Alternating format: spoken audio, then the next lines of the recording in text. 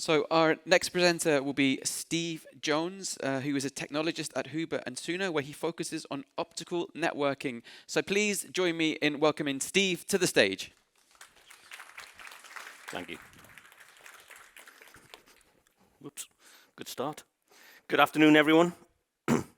My name's Steve Jones, and as I said, from Huber+Suhner. I'm going to go back down to internet plumbing level now, so layer 1 stuff. First, want to thank Netnod and in particular Siri for allowing me to do this presentation. For those who don't know, Huber+Suhner is a Swiss-German company. We do everything at layer 1, so optical distribution frames, muxes, transceivers, filters, all the rest. So, what is WDM? Wave division multiplexing. Going back to basics, if you want to connect from point A to point B, you pull a transceiver in place, typically a 1310 or a 1550 gray transceiver. You connect from server A to server B, and away you go. And if you're in Sweden, if you want a second service, it's easy because everyone's got fiber in Sweden, right? You connect a second set of transceivers for your second service and a third set of transceivers for your third service and a fourth set of transceivers. You get the idea. You get the idea, right? In other parts of the world, they don't have as much fiber as you do in Sweden. So what happens if you don't have enough fiber? What happens if you don't have enough fiber everywhere you need to connect these services? Well, you have options. You could dig and install more fiber. It doesn't work very well across water and stuff like that, by the way.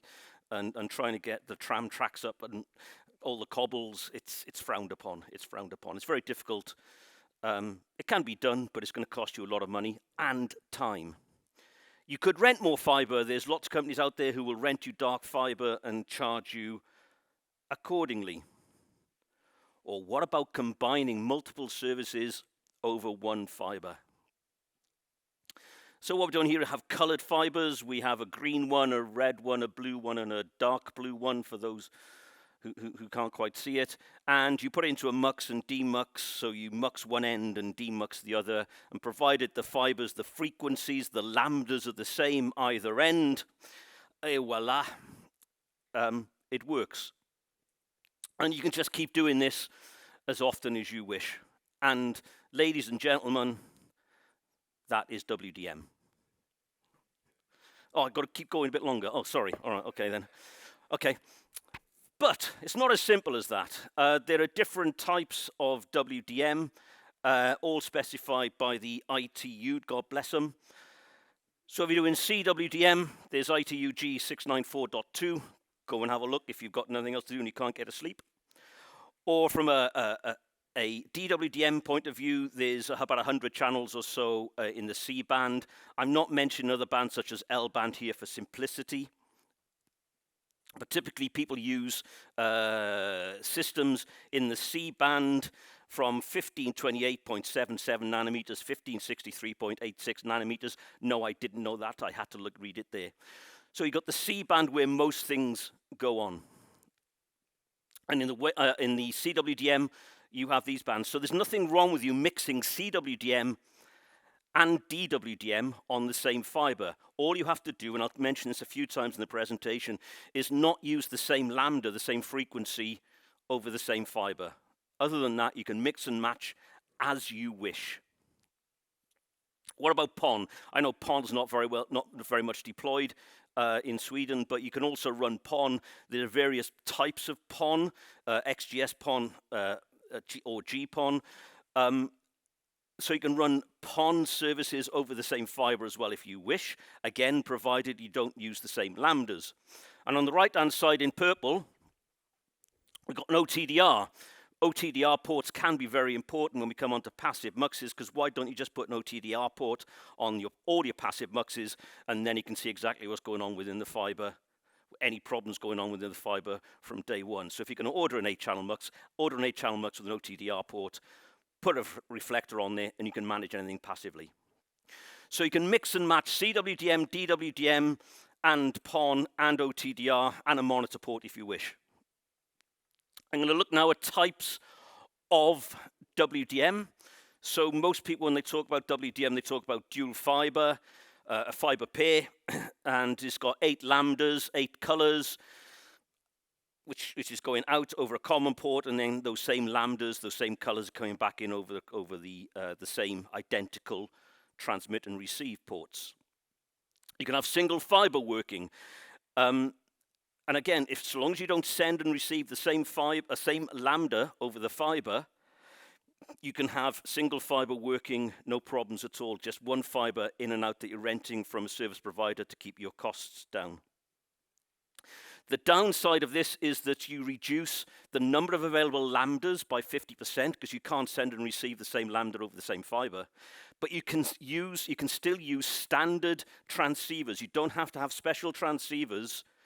They're standard transceivers because the transceivers are tuned to the receive side of things.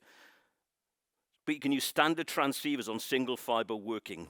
So you can have an 8-channel, let's say an 8-channel MUX, that's 4 services in each direction using bog standard 10 gig or whatever transceivers over that single fiber working MUX. Then we have things called optical add-drop multiplexers. This is where you have a 2 common ports, so you have one in, a pair in and a pair out. Number of lambdas, number of services you're adding and dropping. This is just showing 4 in this example. So you're adding and dropping 4 lambdas east and west. You can do that again using single fiber working. So again, we're adding and dropping 4 lambdas. Again, the point is you can't send and receive the same lambda. So in if we're going to do 4 services here, you would need 8 lambdas, 8 services within a single fiber, but you can still do single fiber OADMs. It's used a lot in Iceland because there's around the outskirts of Iceland, there's not much fiber. So they use a lot of single fiber working up there. So you can use single fiber or dual fiber, MUX, DMUX, or OADMs, and of course you can mix OADMs and MUXs on the same network, just like these guys do in North America. Here's a slide I prepared earlier. So this is a neutral host in America.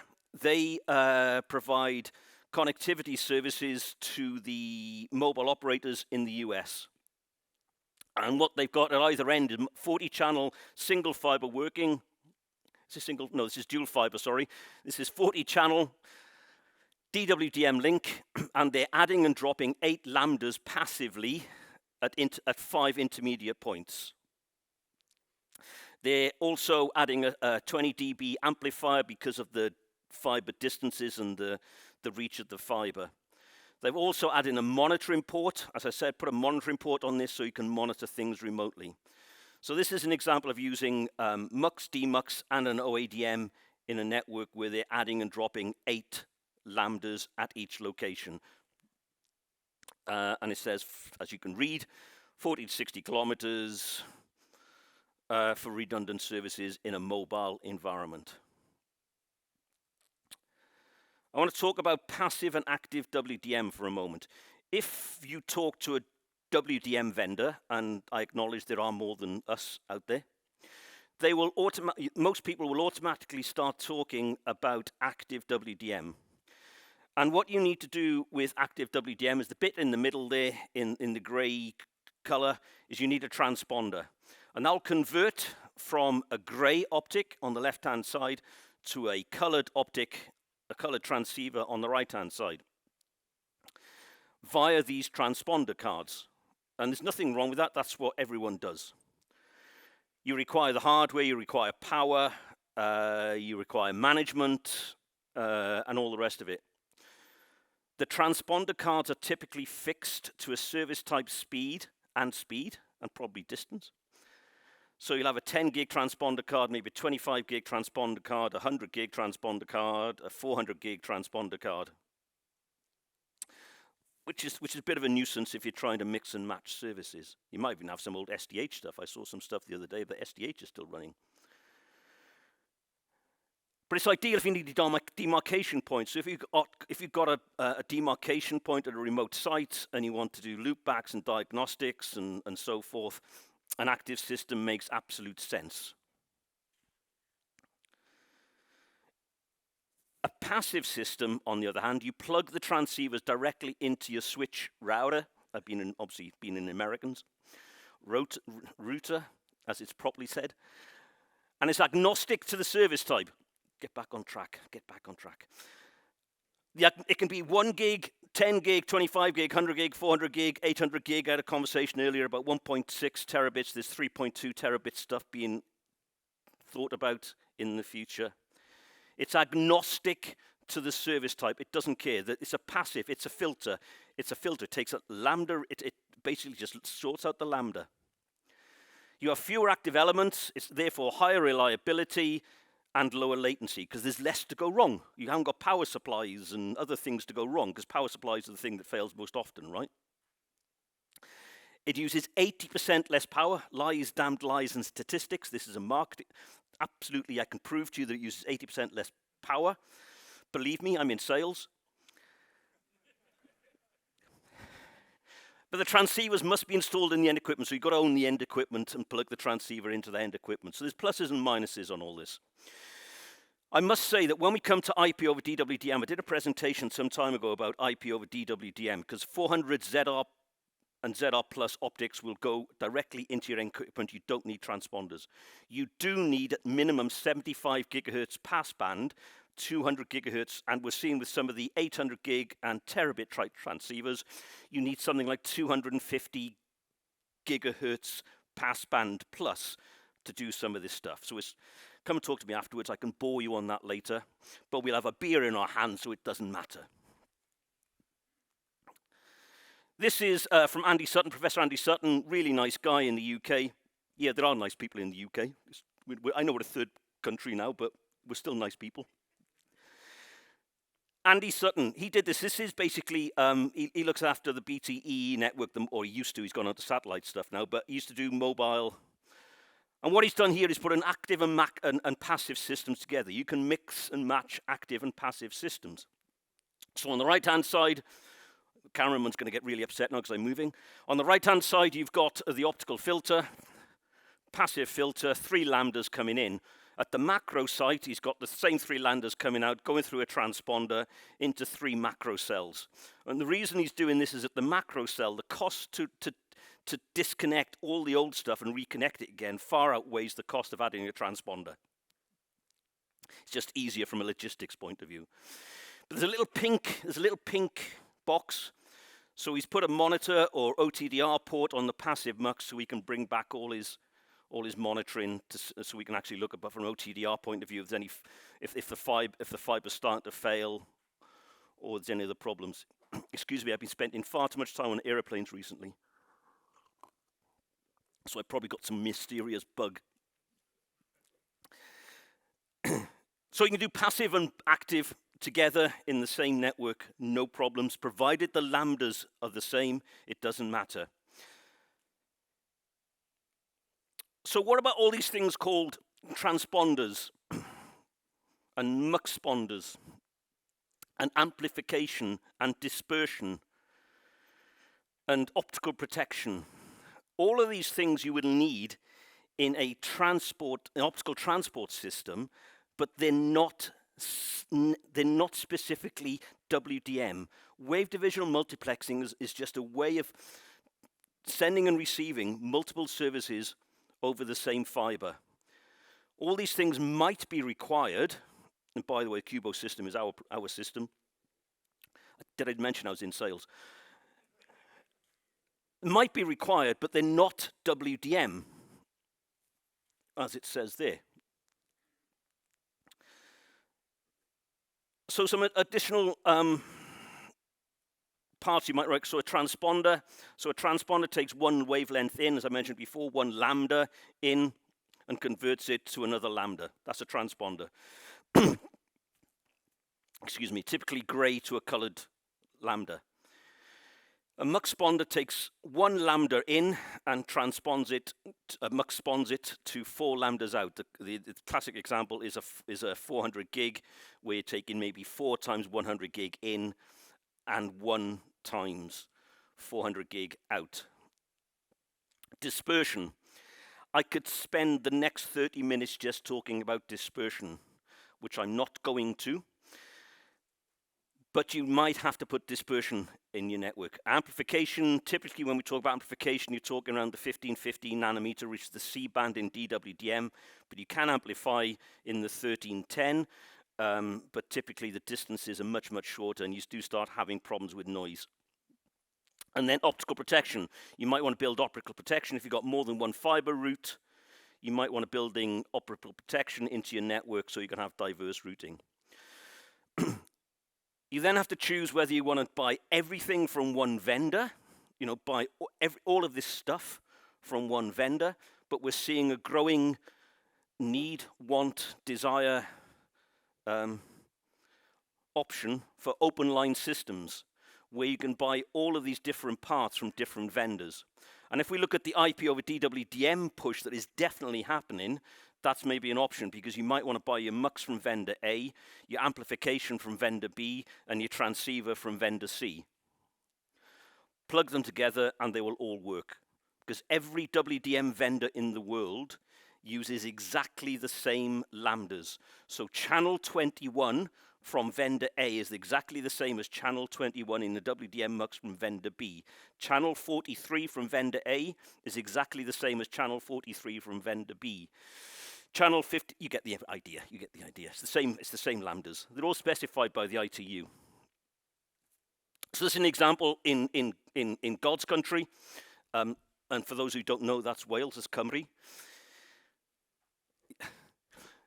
And this is what they've done here is they're building PON networks, so they're digging the roads and houses out to the houses and installing the fiber into the houses over a GPON infrastructure. But between these various towns, they're renting a single fiber from BT Openreach to link all of these towns together. So they're using 40 channel mux, 20 channels east, 20 channel west, and they're currently using N times 10 gig. They're looking at 100 gig. One of the links in particular, it's not far on the map, but because there's a bloody big river in the way, the fiber distance is about 120 kilometers. So they're using amplification on one of the links because one of the links is just a very long way, even though it's only about that far on a Google map. They're looking at dispersion compensation because they're now looking at 100 gig. So what I've talked about so far is WDM transport networks. I'm going to touch now on what's happening with regards to 100 gig and 400 gig. I've got no clock on here, so I've got no idea where we are on time. Are we okay? Okay. So what about 100 gig and 400 gig, 800 gig, terabit type stuff? I want to look at modulation now, which isn't strictly WDM, but it has a massive impact. NRZ, non-return to zero, is basically being used for many, many years. Up to about 25 gig, it works well. And what we're seeing here is an optical eye. And this is a 1 and a 0 going back and forth, 1 and a 0. On the receive end, the receiver has to understand whether it's a 1 or a 0.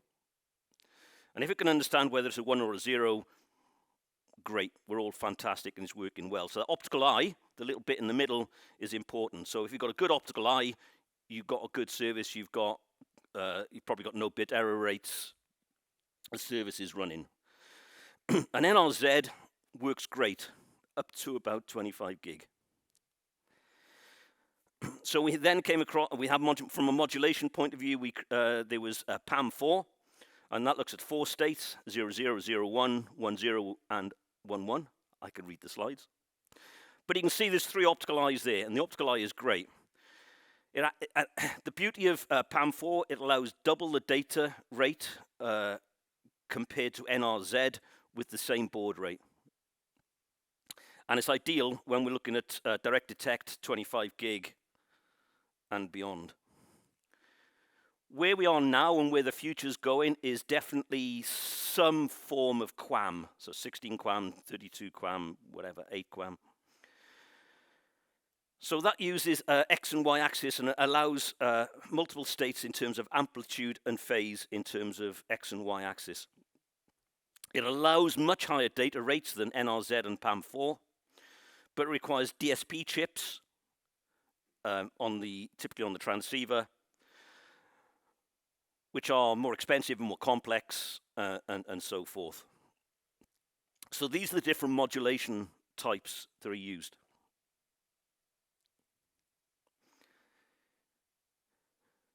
Dispersion. PAM4 and dispersion do not get on very well together. So in the top left, you can see the good optical eye, but we have 86 picoseconds per nanometer. The optical eye is gone. The receiver can't work out what the hell it's doing. It disappears. And it's all because of dispersion. So dispersion on PAM4 is terrible. It doesn't like it, which is why you cannot get today a 100 gig transceiver that will go much more than 10 kilometers DWDM. Supposedly early next year there's going to be 100 gig coherent 100 gig coherent transceiver, but at what price? So 25 gig NRZ, again, neg 5 and neg 10 dB receiver, it's okay. But PAM4 is far more sensitive to dispersion and attenuation than NRZ. And 100 gig QSFP28 is 4 times 25 gig, it's 4 times 28 gig. And this is why you can't drive it. You can't get a 25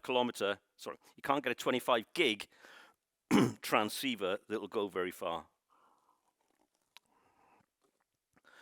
And you can't get a 100 gig transceiver that will go very far. But you can get a 400 gig transceiver that will do 80 or 120 kilometers, because a 400 gig transceiver has a DSP chip and uses QAM modulation. I've just had a slurp, thank you. I think what will be better is a beer or a gin and tonic, but water will have to do, right? I'll be at the bar later if anyone wants to. Right, I don't expect you to read this. You can read this later. Attenuation. The reason that the C-band was chosen many, many, many years ago is because attenuation around the 1550 is actually pretty good. So 1550 nanometers attenuation was pretty good. But dispersion works better around the 1310 nanometer range. But we're not building transceivers. Well, they are. The 100 gig QSFP28s are built around the 1310. So the lowest attenuation for fiber is 1550, but for dispersion issues on a PAM4, it's 100 gig. It's really bad, and dispersion is lowest at around the 1310, but we need longer range. So when it comes to reach, it's a dispersion issue, not an amplification issue. We can amplify, but we can't. Well, you can. You have to have dispersion compensation units to get rid of the dispersion. It's complicated.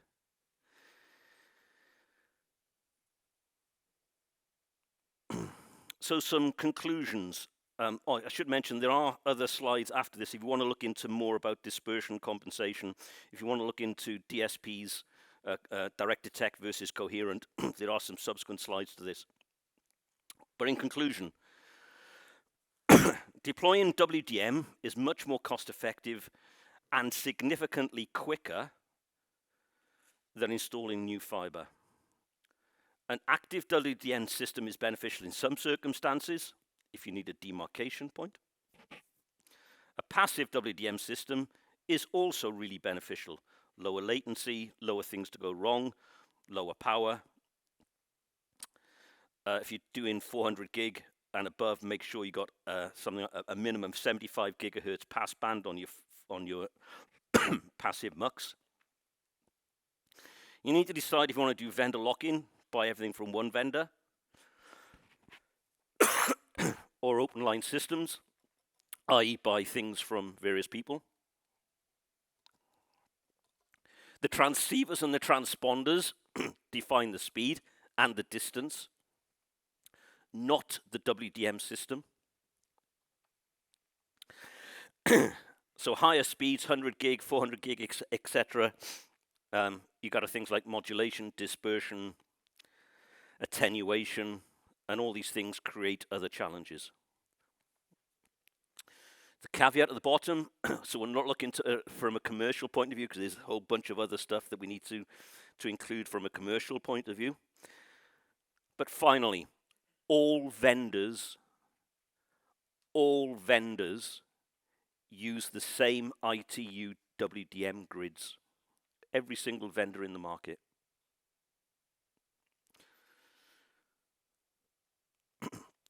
My name is Steve Jones, still is. By the way, if you look at Steve Jones, I'm about on page 3, because I discovered that somebody told me today I'm not the drummer from the Sex Pistols. Any questions? There's a question there in the middle.